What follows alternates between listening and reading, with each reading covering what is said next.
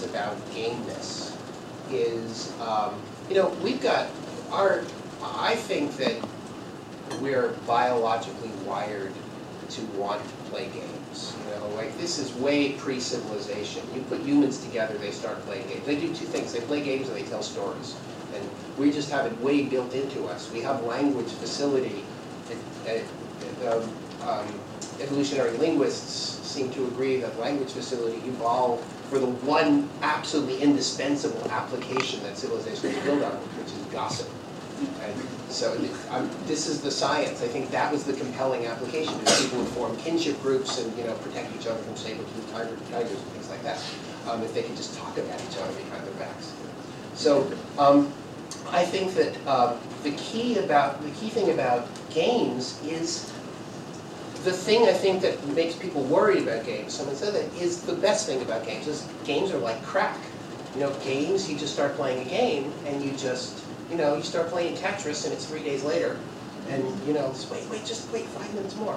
And so it's a real interesting thing about a game versus just an activity. That whole, when it's properly designed, reward structure for I learned a little more, I got a little further. When you get into Mihaly Csikszentmihalyi's flow state, when you get so I'm learning just the right amount at just the right rate. Fun is learning. Learning and fun are kind of I'm having fun. I'm focused on this because my brain is being fed. So I think there is a huge difference between, I'm doing a cool activity and I just don't want to put this down. And it's like anything that's compelling, everything that's compelling, fashion, sex, anything. We just say, can we use it in a good way? You can use anything for anything. These are just common carriers of your society's value, but this is a particularly powerful one. Okay, good. All right, Louisa, do you want to give a little? Sure. I've spent a lot of time in my career straddling the fields of commercial, mass media, education, and different forms of media. I think that, of course, games belong in the school. They've always been there, at least since the Battle of Waterloo was won on the fields of Eden. But anyhow, what the point is, I have a lot of experience, well, not a lot, but most of my experience with schools is in the New York City public school system, which I was involved in as a volunteer before I became a parent, then became a parent of children in the New York City school system, and also as an advocate there within the system. It's a big system, as you know. The way, speaking to what Nick and Ken were talking about, the good thing about games in schools right now is that the educators who grew up in the non-digital world are poised to retire. And they a lot of them were anti-technology people. So now we have a new generation of educators who actually go online all the time and play games themselves, are interested in bringing in games into the classroom and actually believe in games. The other problem, though, is that school systems, or the one here in New York, does not really accommodate the hiring of technology teachers, which are essential for any kind of technology in the school.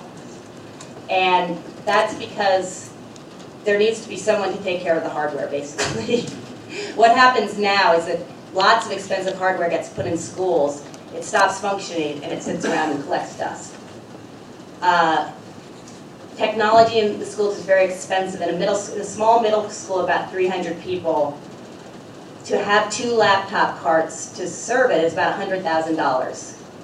And those laptops are going to become obsolete within a number of years, and school budgets don't have a lot of agility. They don't adapt fast enough really to adapt to technology. So those are, I think, some barriers to gaming in the school markets. The project I'm working on with this organization called Youth Noise in San Francisco, which is a hub for teen activists, teen and college age activists, is really what we're doing, which I think is a good way of looking at how games can work for educating, is we're trying to make the line between the virtual and the real permeable, basically, because this is how children are growing up. they don't see their gaming as different from their life. It's very seamlessly integrated into their lives. The project that I'm working on, you play a game, but the way you earn points in the game is by going out and creating media or creating a campaign, because it's for activists, for social and political justice.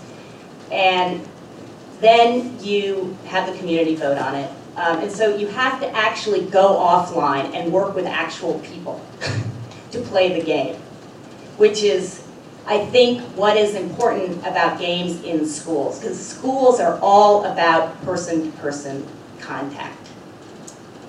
And I think that is also a way to quantify what happens with games in schools, is how does the game affect the conversation between the student and the other students, the student and the teacher. And it gets trickier when you get into the middle grades and high school. It gets trickier. I mean, the reason Ann and I both know this because we both know about Sesame Street, but the reason Sesame Street was based originally on cognitive skills was because they were easy to quantify. And Joan Ganscuni could go to her funders and say, we have measured all these things, so give us some more money, and they did. So anyhow, but the main reason I think games do belong in education is because I think that kids are learning now in a much more systemic way. They're learning in a non-linear way. And games can do that much better than standard text-based curriculi, excuse me. And so there is going to be ways of fitting all types of educational content into this non-linear form that we have in video games, which we haven't really had in schools before other than human-to-human interaction. Okay, I want to build on that a little bit because I thought there was an interesting question in this area. I can't remember who asked it about how we might think about this games and learning for audiences other than schools, secondary.